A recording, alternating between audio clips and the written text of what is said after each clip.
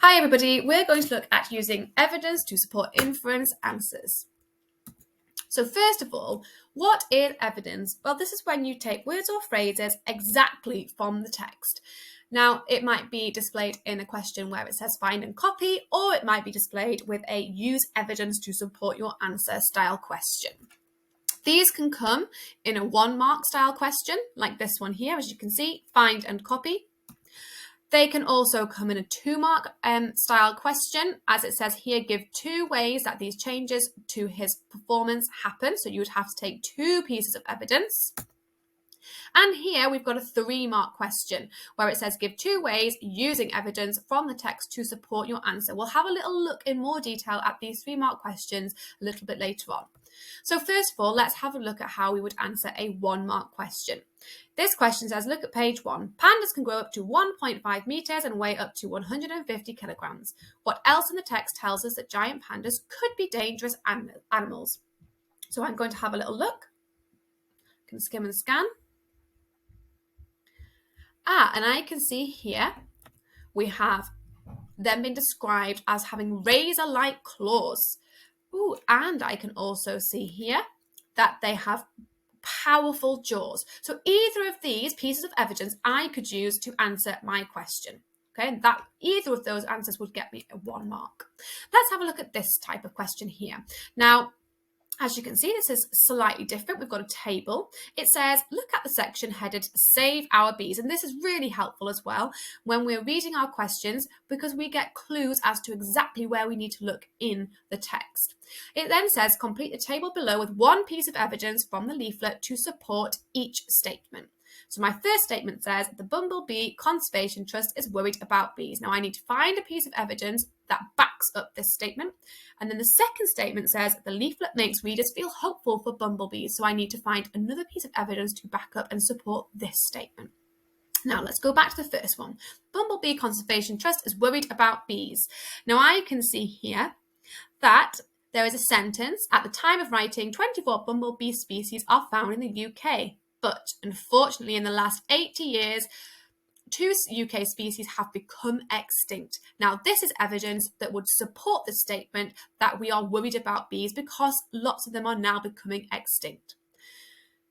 Then, looking at my second statement, the leaflet makes readers feel hopeful for bumblebees. Now, I can see a piece of evidence that does make a reader feel hopeful for bumblebees, and it's in this last sentence here, but all is not lost. You can take action today to help save these hard-working pollinators. Okay, now I can take this piece of evidence and pop that into my table here. If I collected both those pieces of evidence, I would get my 2 marks. Now let's look in more detail at the 3-mark questions. Now, when we are doing 2 or 3-mark questions, we can use something called PEE. Now, PEE stands for you make your point. So I think that, or this tells me. You then use evidence, so that's your finding and copy keywords or phrases. And then the E, you explain. Explain what this tells you. So here we've got a 3-mark question. For this question, we've got to give 2 impressions using evidence from the text to support our answer. Now, this word impressions often comes up in reading questions, and all that means is it wants you to give your impressions of what you think. And in this case, what we think about Penelope. So what impression do we get of Penelope as she describes her unusual experience? Now, to get the 3 marks, I will have to make 2 points and I will have to back them both up with evidence. So let's have a little look at the first part, question 1. So, what impression do I get of Penelope? And I'm going to use evidence. Well, from reading the whole text, I can find some evidence in this section here, in this paragraph. Now, it tells me that I used to sit on the stairs pretending I was in a forest with birds singing around me. Now, this tells me about Penelope that she's probably quite imaginative. She's got a creative mind. So I'm going to say my impression is that she's an imaginative girl. And the evidence that tells me this is that she used to sit on the stairs and pretending she was in a forest with birds singing around her. This tells me that she's got a creative and imaginative mind. So as an answer, I might write it like this. She has a big imagination because she thinks that she is in a forest when she is sitting in the stairway. This tells me she gets lost in her own imagination. Now, that is the first part of this 3-mark question. We do know that if we go back we've got the second part here where we'd have to do another impression, back it up with evidence as well to get the full 3 marks. Okay, so that's an example of using PEE to answer a question. Point, evidence, and our explanation. Now, here's another 3-mark question where we'd be expected to make our point and use evidence to back it up. This looks slightly different as it's been broken down into a table where we write our impression, then we put our evidence to go with it.